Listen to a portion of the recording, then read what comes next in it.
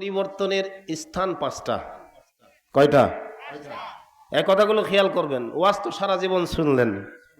একটা বাচ্চা জন্ম নেওয়ার পরে এটা শিশু। এটা কি? বোতল না, শিশু। শিশু। হ্যাঁ। এরপরে এটা হয় কিশোর, এরপরে এটা হয় যুবক, এরপরে এটা হয় পৌর, তারপরে হয় বুড়া। কয়টা স্তর? পাঁচটা। তাহলে প্রথম একটা শিশু, এরপরে কিশোর, মাঝখানে যৌবন, এরপরে হলো পৌরত্ব, তারপরে হলো বুড়া। হাদিসের মধ্যে আছে যৌবনকালে যদি কেউ ইবাদত বন্দেগী করে, বার্ধক্যে গিয়া যদি সে ইবাদত করতে না পারে, তো যৌবনের ইবাদতের সওয়াব আল্লাহ তার আমলনামায় দান করবেন। তাহলে আমাদের জগৎ কয়টা? রুহের জগৎ, মায়ের পেটের জগৎ। খুব খেয়াল করবেন। মাঝখানে যেটা, এটা হলো দুনিয়ার জগৎ। একটা হলো কবরের জগৎ, আর একটা হলো, এই তো বুঝতেছেন, এই দুইটা জগৎ কন্ট্রোল করেন আল্লাহ, এই দুইটা জগৎও কন্ট্রোল করেন আল্লাহ। তার মানে রুহের জগতে আমরা কিন্তু আসলে আমাদের বাসিন্দা, আমরা বাসিন্দা ছিলাম কোথাকার? বিশ্বাস হয় না? কোথাকার? সবাই বলেন কোথাকার? আল্লাহ তুমি আমাদেরকে জান্নাত আবার দান করো, আমিন বলেন। তাহলে জান্নাত থেকে বের হইছি, আল্লাহ তাআলা আদমের পৃষ্ঠদেশ থেকে সমস্ত কিয়ামত পর্যন্ত যত আদম সন্তান জন্ম নেবে সবগুলো রুহু টান দিয়া বের করে এক জায়গায় একত্র করে আল্লাহ ডাক দিয়া বলেন, আমি তোমাদেরকে একটা ওয়াজ করব। কয়টা ওয়াজ?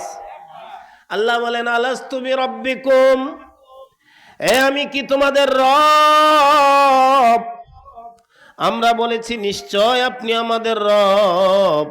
আপনার সামনে করা যাবে না কোন রকমের কলরব। ও মালিক, আপনি আমাদের সব। রুহের জগৎ থেকে একবার সংক্ষিপ্ত করে বলতেছি, নয়তো আমি টানতে টানতে এটা আধা ঘন্টা লম্বা করে দিতে পারবো। রুহের জগৎ থেকে আসলাম মায়ের পেটে। কোথায়? এই মায়েরা কথা শুনবেন। আমরা সবাই জানি, বিজ্ঞানও প্রমাণ করে, এক রেণু পরিমাণ একটা কীট মায়ের গর্ভে সংরক্ষণ করেন আল্লাহ।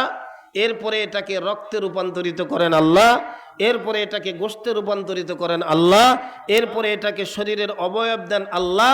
ফেরেশতাদেরকে দিয়া হাত বানান, পা বানান, চোখ বানান, নাক বানান, কান বানান। এখানে পৃথিবীর কোনো কারিগর কাজ করে? আরো ধীরে বলেন, করে? মায়ের পেটে ছেলে দেন কে? পিছনে যারা কথা বললেন না, কার সঙ্গে দিচ্ছেন পাল্লা? এই ওয়াজটা আমি কালকে আরো সুন্দর করে বয়ান করবো ময়মনসিং। না দিলেও আমারে 30,000 টাকা দিবে। আপনাদেরকে বললে তো আর কায়দা নেবেন না। তা আমি ফ্রি বয়ানটা করতেছি, বয়ানটা শোনা দরকার। মায়ের পেটে পৃথিবীর কোনো কারিগর কাজ করেছে? করার ক্ষমতা রাখে? রাখে না। বলে হুজুর মায়ের পেটে কি থাকে এটা আমরা জানতে পারি তো। কখন জানেন? আল্লাহ কমপ্লিট করে দেওয়ার পর। কথা বলেন। এর আগে এখানে কোনো কাজ করতে পারে না কোনো কারিগর। আল্লাহ তাআলা বলেন, রুহের জগতে আমি তোমারে সংরক্ষণ করলাম। মায়ের পেটে আমি আল্লাহ তাবারকা ওয়া তাআলা আমার কুদরতি কায়দায় ফেরেশতাদের দিয়া তোমাদেরকে আমি আল্লাহ সুন্দর অবয়ব দিয়ে সৃষ্টি করলাম। কোরআনের ভাষায় আল্লাহ বলেন, খালাকনাল ইনসানা ফি আহসানি তাকওয়িম। কত সুন্দর করে আল্লাহ বানাইছেন। যুবক বন্ধু, গভীর মনোযোগ, কারণ আমাদের দিলের ভিতরে ঢুকছে দুনিয়ার নানান রকমের রোগ।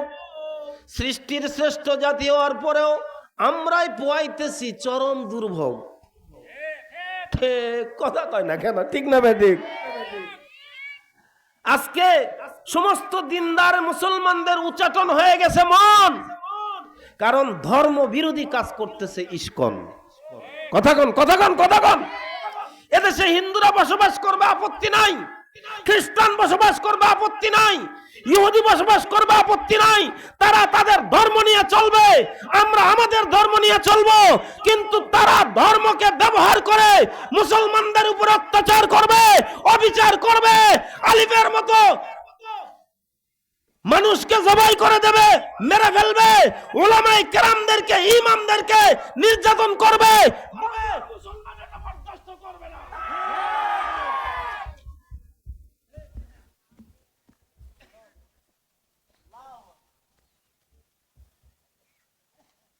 পরিষ্কার কথা, আপনার ধর্ম নিয়ে আপনি চলেন, আমাদের কোনো আপত্তি নেই। আছে আপত্তি? এ কথা বলেন, আছে আপত্তি? আমরা আমাদের ধর্ম নিয়ে চলবো, এখানেও তোমাদের কোনো আপত্তি চলবে না। লাকুম দীনুকুম ওয়ালিয়া দিন, তুমি তোমার দিন, তোমার ধর্ম, তোমার মূর্তি নিয়ে তুমি চলো, আমি আমার এক আল্লাহকে নিয়ে চলবো। ওই দিন দেখা যাবে, শুরু হবে যখন খেলা, দেখা যাবে ডুবে যাবে কার বেলা।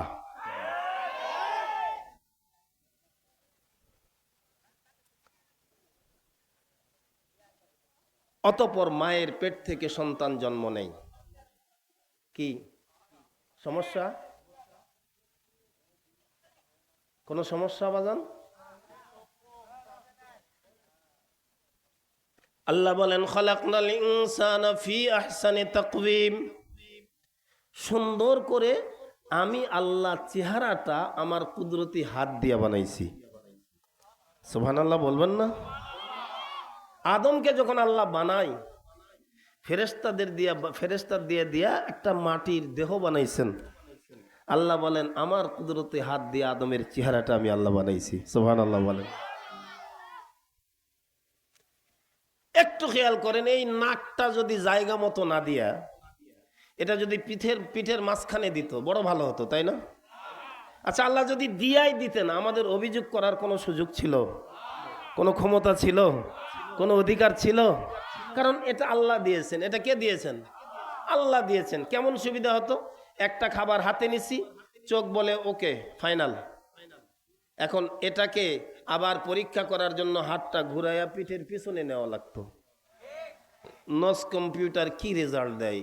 নাকে কি বলে? নাক বলে হবে না। এরপরে হাতটা ঘুরাইয়া যখন মুখের কাছে আনছি, এখানে আরেকটা কম্পিউটার আল্লাহ সেট করে রাখছে, জিহ্বা। জিহ্বাতে দেওয়ার পরেই জিহ্বা হবে না। এরপরেও যদি এটা কেউ গিলে ফেলে, আর এর কারণে যদি পেটে হেলিকপ্টার আর এরোপ্লেন যাওয়া আসা করে, এর জন্য আল্লাহ দায়ী। কয়টা কম্পিউটার দিয়েছেন এখানে? ডাইরেক্ট সরাসরি 3টা কম্পিউটার সেট করে দিলেন। তুমি চোখ দিয়া দেখলা, তুমি নাক দিয়া ঘ্রাণ নিলা, তুমি জিহ্বা দিয়া স্বাদ অনুভব করলা, এরপরে যখন পচা নষ্টটা খাইছো, তো তোমার পেটের ভিতরে তো গন্ডগোল শুরু হবেই, এটাই স্বাভাবিক।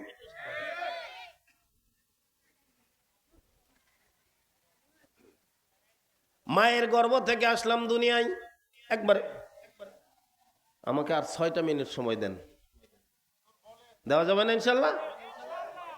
দুনিয়ায় আসলাম 3 নম্বর স্টেশন। কয় নম্বর? জান্নাত থেকে বের হয়েছি রুহের জগতে, 1 স্টেশন। রুহের জগৎ থেকে আসলাম কোথায়? মায়ের পেটে, কয় নম্বর স্টেশন? এরপরে দুনিয়ায় আসলাম, কয় নম্বর স্টেশন? আমাদের জীবনের হিসাব করেন, মায়ের পেট থেকে জন্ম নেওয়ার পরে আমি শিশু, এরপরে আমি কিশোর, এরপরে আমি যৌবনে পদার্পণ করলাম। কারণ যৌবনের হিসাব মহান মালিক আল্লাহ তাআলা পুঙ্খানুপুঙ্খানুভাবে নেবেন। ছেলে হোক, মেয়ে হোক, নারী হোক, পুরুষ হোক, যৌবনের হিসাব আল্লাহ তাআলার আদালতে না দেওয়া পর্যন্ত কেউ তার কদম সামনে বাড়াতে পারবে না।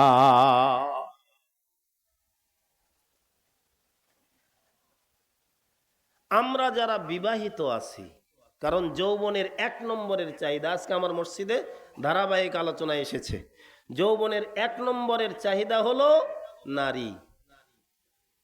কথা কয় না রে?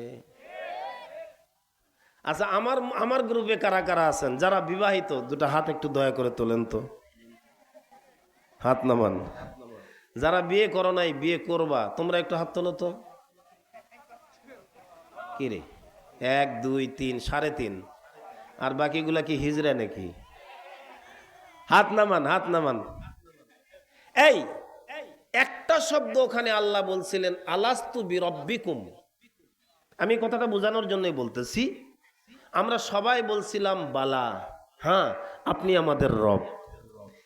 আমরা যারা বিবাহিত, বিয়ের অনুষ্ঠানে যাওয়ার পরে বর যাত্রী নিয়া আমি দুলা সেজে মাথায় টুপি পরে লম্বা জামা গায়ে দিয়া রুমাল একটা হাতের মধ্যে নিয়ে মুসকি মুসকি হাসি, এরপরে উকিল এসে ডাক দিয়া কয় অমুকের মেয়ে এত হাজার টাকা, 3 লক্ষ টাকা দেন মোহর নগদ, নাকফুল বাবদ 300 টাকা, অবশিষ্ট বাকি রাখিয়া হাজারান মজলিসে আমার ওকালতিতে তাহাকে তোমার সহিত বিবাহ দিলাম। বর কি বলে? এই যে আলহামদুলিল্লাহ কবুল করিলাম, 3 শব্দ। কয় শব্দ? আলহামদুলিল্লাহ কবুল করিলাম। আর আরবিতে যদি বলা হয় তাহলে তো 1 শব্দ, কাবিলতু। কি কাবিলতু মানে আমি কবুল করিলাম। এই যে কবুল বলছি, এদিকে তাকান, কবুল বলার পরে এখন বাড়িওয়ালারা চিন্তা করতেছে মেয়েটারে তো নিয়ে যাবে। এখন আমি যদি অতি চালাক হয়ে বলি যে আমি কবুল বলছি তো কি হয়েছে, এরা কেন নিয়ে যাবো? খুব চালাক। এটা কি চালাক? মানুষ ডাক দিয়া বলবা আহাম্মক তুই কবুল শব্দের অর্থ বুঝিস না, আমি বুঝাই দেই। এই কবুল বলছিস মানে এই মেয়েটার মাথার চুল থেকে নিয়ে পায়ের তলার জুতা পর্যন্ত তার পারিবারিক চাহিদা, সামাজিক চাহিদা, যৌবিক চাহিদা সব কিছু পূরণ করার নামই, কথা কয় না রে, সব কিছু পূরণ করার নামই কি? কবুল। কিন্তু কবুল বলে আসার পরে আমি এমন একটা লাগাই দিছি হুলস্থুল, ওই যে নাকফুল দিয়া নিয়ে আসছি, আমি বুড়া, সন্তান জন্ম দিতে দিতে বুড়া হয়ে গেছি, কবরে চলে গেছি, আজ পর্যন্ত মহারানা পরিশোধ করার কোনো নাম নাই। কথা কয় না কেন? এই কপাল পোড়া, তোরে কে কইছে 3 লক্ষ টাকা মহারানা ধার্য করা লাগবে? কে বলছে 10 লক্ষ টাকা মহারানা ধার্য করা লাগবে? বুড়া তো মরে গেছে, ছেলেও আলাদা, মেয়েরা তো চলে গেছে শ্বশুর বাড়ি। 3 পাঁঠা, বেটা নয় 3 পাঁঠা, 3 দিকে দরজা করে বাড়ি করছে। কথা কয় না, কথা কয় না। আসছি যখন আর কোনোদিন দাওয়াত দিলে দিবেন, না দিলে না দিবেন, একটু সাইজ করে থুয়েই যাই। যা থাকে কপালে আমার কালকে অন্তত খুঁজে পাবেন না সকালে।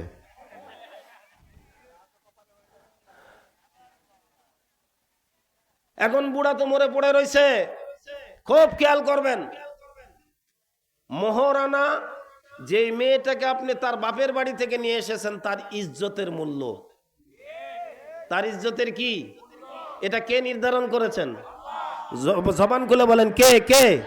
আল্লাহ নির্ধারণ করেছেন।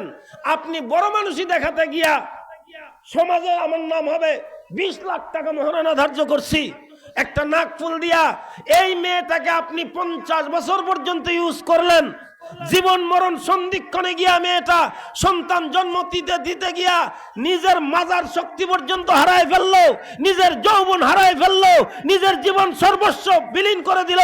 আপনার বাড়িতে এসে আপনার সেবা করতে করতে, আপনার সন্তানদের লালন পালন করতে করতে আজকে আপনি তার ইজ্জতের মূল্য না দিয়া কবরে গেলেন কেমনে?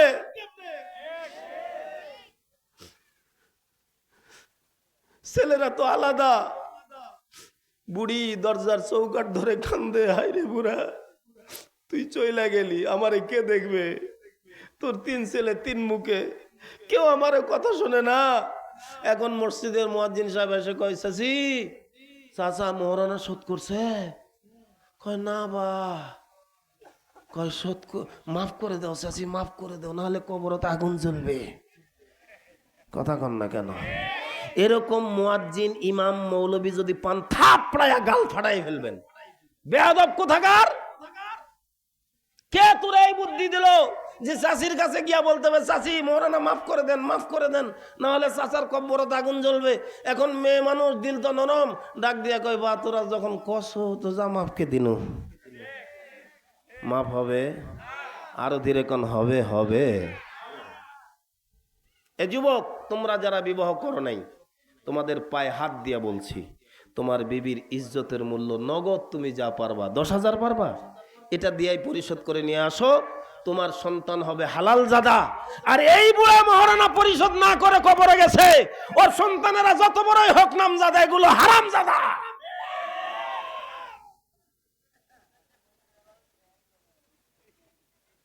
আল্লাহ আমাদেরকে হেফাজত করুক। কেন জানি কথাটা এইদিকে চলে গেছে, মনে হয় এটার প্রয়োজন ছিল, এই জন্য আমার দিলেও ছিল না যে এই কথাগুলো বলবো। হক কথা বলার কারণে যদি দিলে কষ্ট পেয়ে থাকেন, আমার করা কিচ্ছু নাই, কারণ রোগীকে অপারেশন না করলে ও রোগ আরো বাড়বে। ছুরি দুইজনের হাতে থাকে, একটা ডাক্তারের হাতে থাকে আর একটা ডাকাতের হাতে থাকে। কথা কন না কেন? ডাকাতের অস্ত্র দেখলে মানুষ ভয় পায়, কাছে যা আছে সব দিয়ে দেয়, ভাই তাও আমারে মারিস না, কথা বলেন। আর ডাক্তারকে ডাক্তার যা চাই সব দিয়ে দেয়, ডাক্তারের বেডে গিয়া শুয়ে পড়ে, রেডি হয়ে যায়, আপনি কাটেন, আপনি আমার জাদুরে বের করেন, আমি মা বেঁচে না থাকলে অসুবিধা নাই, আমার সন্তানটা বেঁচে যাক। এই কুলাঙ্গার সন্তান, ওই মারে তুমি গালি দাও, ওই বাপরে তুমি অপমান করো, খোদার কসম রিজার রব্বি বিরিজাল ওয়ালিদাইন। পয়গম্বর বলেন আল্লাহ রাজি হয় তখন, মা আর বাবা সন্তানের উপরে রাজি হয় যখন। তুমি যত বড় পীরসাব হও, যত বড় নেতা হও, যত বড় পয়সাওয়ালা হও, তোমার মা আর বাবা যদি তোমার উপরে নারাজ থাকে, আল্লাহর কসম করে বললাম আরশের মালিক আল্লাহ তোমার উপরে নারাজ। খালি ঠিক ঠিক করলে হবে না, মানা লাগবে। আল্লাহ তৌফিক দান করুক। আরেকটু জোরে বলেন আমিন। এই বন্ধু, মায়ের গর্ভ থেকে কিন্তু আমরা সবাই জন্মগ্রহণ করেছি। বলেন তো কেউ কি দেখেছি? আরো ধীরে কোন দেখছি কেউ? কিন্তু বিশ্বাস, লোকে বলছে যে এটাই তোর মা। আরে তোর মা তোকে জন্ম দিতে গিয়া মৃত্যুর কোলে ঝাঁপাই পড়ছে, তুই জানিস না তো? 3টা রাত পেটের ব্যথায় ছটফট করতে করতে তোর মা অপারেশন করবে না। তারপরেও আমরা বাধ্য হয়ে মহাদেবপুর ক্লিনিকে নিয়ে পেট কেটে তোরে বের করছি। ও কিন্তু দেখে নাই, দেখছে, কিন্তু প্রতিবেশীরা বলছে যে এটাই তোর মা, এটাই তোর বাপ। তা আমি বলছি হ্যাঁ এটা আমার মা, এটা আমার বাপ। কথা কি বোঝা যাচ্ছে? এই 3 নম্বর স্টেশনে আল্লাহ তাবারক ওয়া তাআলা লক্ষ লক্ষ পয়গম্বর পাঠাইছেন। 2টা জিনিস পাঠাইছেন শুধু এই কথাটাকে বিশ্বাস করানোর জন্য। গ্রামের মানুষ, প্রতিবেশী, মা বাবা, দাদা দাদিরা যখন ডাক দিয়া বলে এটা তোর বাপ, এটা তোর মা, তুই জানিস না তোর মা খাইতে পায় নাই, তারপরেও পরের বাড়ি থেকে চাইয়া চাইয়া তোর মা তোরে খাওয়াইয়া বড় করছে। আমি নিশ্চিত হয়ে গেছি এটা আমার মা, এটা আমার বাপ, যদিও আমি দেখি নাই, কারণ ওই সুযোগ আমার ছিল নাই। ওই জায়গায় যে আল্লাহ তাআলার সামনে বলেছি ক্বালু বালা, ওটা তো আর মনে নাই, কারণ মায়ের গর্ভ থেকে ইমিডিয়েটলি আসার পরেও আমার মনে নাই। এটাকে স্মরণ করে দেওয়ার জন্য আল্লাহ তাআলা 2টা জিনিস পাঠাইছেন। 2টা জিনিস পাঠাইছেন। কয়টা? সবাই বলেন কয়টা? একটার নাম কিতাবুল্লাহ,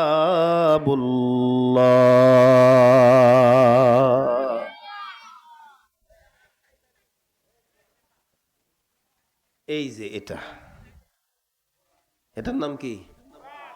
একটার নাম কিতাবুল্লাহ, আর একটা হলো রিজালুল্লাহ।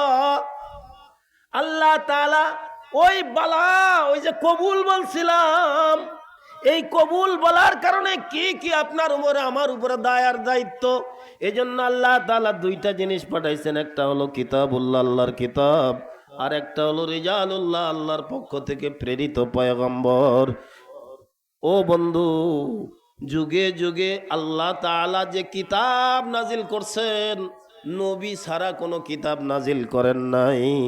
আর অনেক নবীকে আল্লাহ দুনিয়ায় পাঠাইছেন, কোনো কিতাব দেন নাই।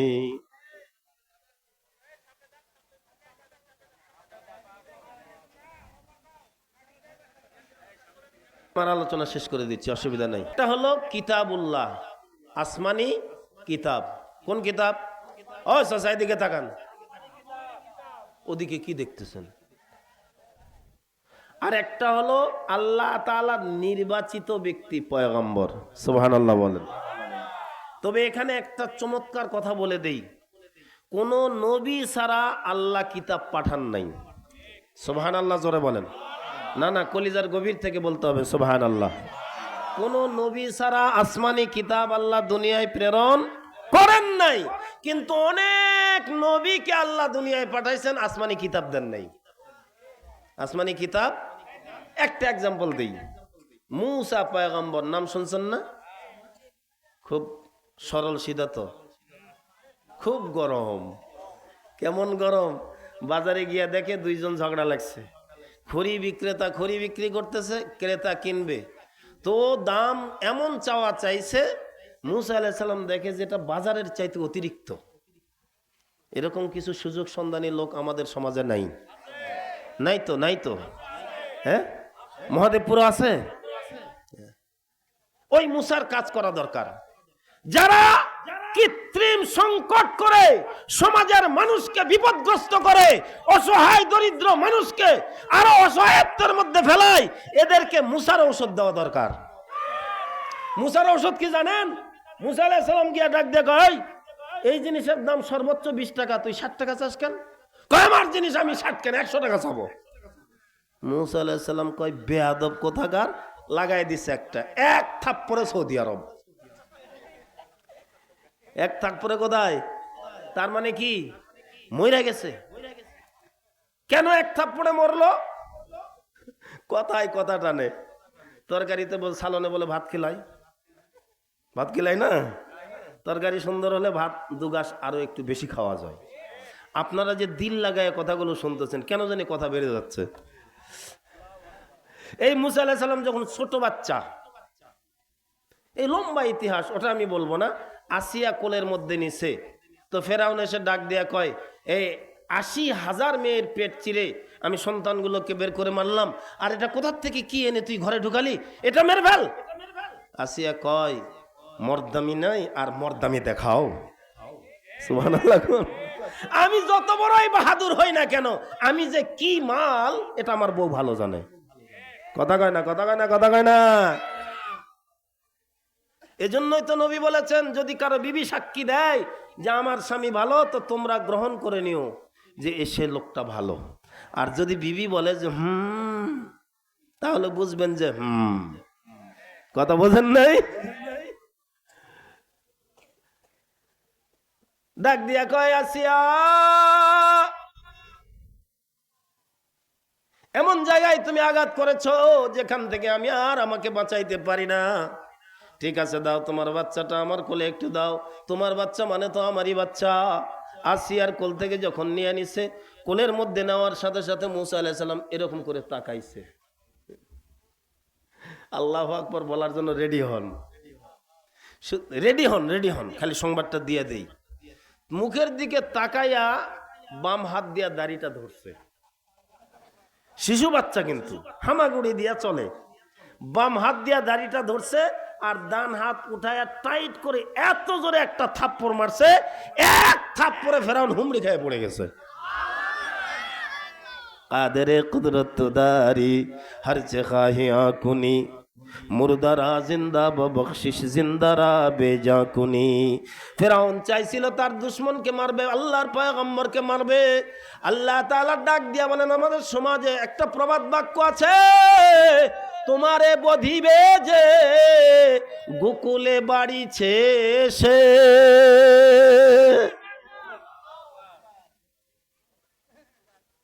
ডাক দিয়া কয়, বাচ্চাটারে ফেলে দিয়ে আসিয়ারে ডাক দিয়া কয়, এটাই আমার জানের দুশ্মন। আল্লাহু আকবার বলেন। এটাই আমার জানের দুশ্মন, এক্ষুনি মারমু। আসিয়ার ডাক দিয়া কয়, ছোট বাচ্চা তোমার জানের দুশ্মন না? কয়, তুমি জানো না যে থাপ্পড়টা আমারে মারছে, এটা অন্য কারো গালে মারলে মাড়ির সব কটা দাঁত খসে পড়তো। কারণ নবীদেরকে আল্লাহ তাআলা সর্বনিম্ন 40টা পুরুষের শক্তি আল্লাহ দান করেন। দান করেছেন আল্লাহ প্রত্যেকটা নবীকে। তো একটা বাচ্চা নয় তো 40টা বাচ্চার শক্তি একত্র করে থাপ্পড় মারলে এটা স্বাভাবিক হবে তো? এই দোকানপাটে যারা আসো যুবক বন্ধুরা, তোমাদেরকে অনুরোধ করছি, মুরব্বী যারা এখনো ঘোরাঘুরি করতেছেন, আপনাদের বিনীত অনুরোধ করছি, এক্ষুনি আমাদের প্রধান আলোচক প্রাণবন্ত সুরেলা কণ্ঠে আলোচনা রাখবেন। এই মাহফিলকে কেন্দ্র করেই বাজার বসানো হয়েছে, কথা বলেন, নাকি বাজারকে কেন্দ্র করে মাহফিল? শিহাবকে বলবো দোকানগুলো এখন ক্লোজ করে দেওয়া দরকার, যেহেতু প্রধান আলোচক আলোচনা রাখবেন। অতএব দয়া করে আপনারা যারা দোকানে ঘোরাঘুরি করতেছেন, আপনারা চলে আসেন, দোকান এমনি বন্ধ হবে। কি বলেন, হবে না? আজকে আমাদের সমাজ মদ সয়লাব হয়ে গেছে, কিশোর গ্যাং তৈরি হয়ে গেছে, মদের নেশায় মদ, ইয়াবা, ডাল, ফেন্সি খেয়ে রাস্তাঘাটে অবলীলায় অপকর্ম করতেছে। এই যুবককে বন্ধ নয়, বরং ওই সাপ্লায়ারকে যদি বন্ধ করে দেওয়া হয়, মদ আসার রাস্তা যদি বন্ধ করে দেওয়া হয়, তাহলে আমাদের সমাজ এত নোংরা হতো না, এত নষ্ট হতো না। যুবক দোকান ছাইড়া আসো, দোকানের ঝাপ এমনি বন্ধ হয়ে যাবে। আর যদি তুমি ওখানে ঘোরাঘুরি করো, তো দোকানদার তো বুঝবে যে কিছু না কিছু কিনবেই। অনুরোধ করছি তাড়াতাড়ি চলে আসো। আমি 5টা কথা বলতে চাইছিলাম। 1 নম্বরে স্টেশন রুহের জগৎ, কোথায়? 2 নম্বর স্টেশন মায়ের গর্ভ, 3 নম্বর স্টেশন দুনিয়া, 4 নম্বর স্টেশন কবর, 5 নম্বর স্টেশন হাসর। এরপরে ওই স্টেশন পাড়ি দিয়া হয় গাড়ি জান্নাতে যাবে, নয় গাড়ি জাহান্নামে যাবে। আল্লাহ তাআলা এই 5 স্টেশনের এদিক টু বাদ মাঝখানটার হিসাব হবে, এই দুনিয়ার হিসাব হবে। দুনিয়াতে যদি আপনি আমি নেক আমল কইরা কবরে যাইতে পারি, তো আল্লাহ বলবেন জান্নাতি তোর ঘর বাড়ি। হাদিস একটা পড়ছি, অনুবাদ করে দেই, করব? قال رسول الله صلى الله عليه وسلم من أحب سنتي فقد أحبني ومن أحبني كان معي في الجنة। আল্লাহর নবী বলেন, যারা আমার সুন্নাহকে গ্রহণ করলো, সুন্নাহ মানে আদর্শ। সুন্নাহ মানে কি? এই মাথায় টুপি দিছি, এটা কার সুন্নত? সুন্নত মানে এটা নবীর আদর্শ। মুখে লম্বা দাড়ি রাখছি, এটা কার সুন্নত? সুন্নত মানে আদর্শ। গায়ে লম্বা জামা দিছি, এটা কার সুন্নত? নবীর। মসজিদে গিয়ে নামাজ আদায় করি, এটা কার সুন্নত? কি ঘরে? নবীর। ঘরে নামাজ পড়লে নামাজ হবে না? কথা কন না কেন? হাটে বাজারে আপনি যদি এখানেই নামাজ পড়েন, নামাজ হবে না? হবে। কিন্তু মসজিদে গিয়া আল্লাহর নবীর সুন্নাহ, আল্লাহর নবীর আদর্শ হলো মসজিদে গিয়া নামাজ পড়তে হবে। আল্লাহর নবী বলেন, যারা আমার আদর্শে আদর্শবান হবে, আমি নবী বলছি তাদেরকে সঙ্গী বানায়া আল্লাহর জান্নাতে যাব। আজকে আমরা কতজনের আদর্শে আদর্শবান, কেউ লেনিনের আদর্শে আদর্শবান, কেউ মাওসেতুংয়ের আদর্শে আদর্শবান, কেউ অমুক নেতার আদর্শে আদর্শবান, কেউ তমুক নেতার আদর্শে আদর্শবান, কিন্তু আমরা নবীর আদর্শে আদর্শবান হইতে পারি না। এই জন্য আজকে বাড়ি বলেন, সমাজ বলেন, রাষ্ট্র বলেন, আন্তর্জাতিক বিশ্ব বলেন, সব জায়গায় অশান্তির আগুন দাবালনের ন্যায় দাউ দাউ করে জ্বলতেছে। নবীর আদর্শে আমাদেরকে আদর্শবান হওয়ার তৌফিক আল্লাহ আমাদেরকে দান করুন।